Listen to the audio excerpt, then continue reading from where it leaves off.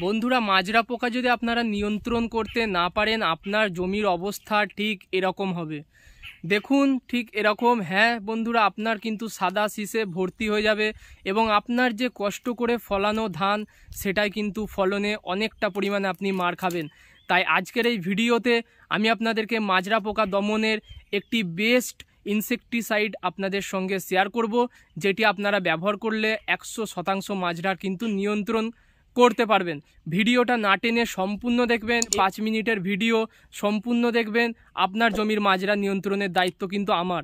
আপনি ব্যবহার করুন ওষুধটি, আপনার কিন্তু 100% মাজরা দমন হয়ে।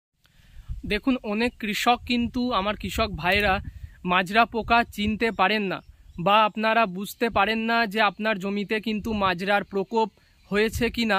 তাই দেখুন স্ক্রিনে আমি আপনাকে এই যে পোকাটি দেখাচ্ছি, এটি হচ্ছে মাজরা পোকার স্ত্রী বা এটি হচ্ছে মাজরার মা। এটি যদি আপনার ধানের পাতার ডগার দিকে বসে, আপনারা কিন্তু তৎক্ষণাৎ 1 থেকে 2 দিনের মধ্যে আপনার এই কাটাপ হাইড্রোক্লোরাইড ওষুধটি ব্যবহার করে নেবেন।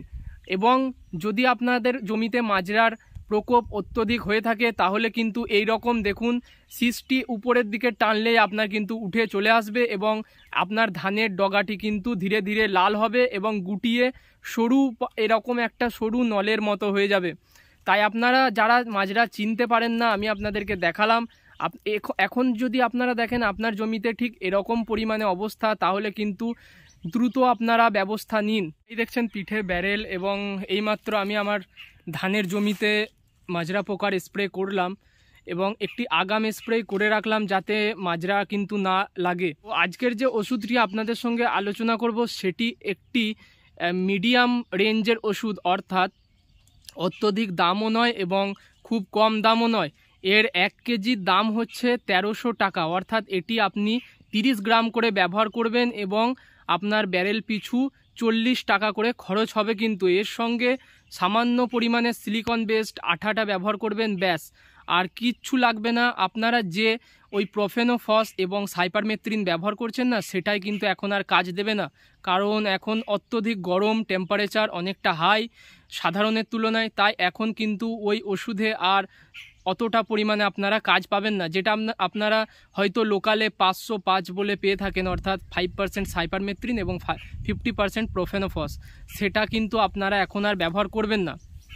আপনার গাছের বয়স আমি আশা করছি মোটামুটি 40 থেকে 50 দিন।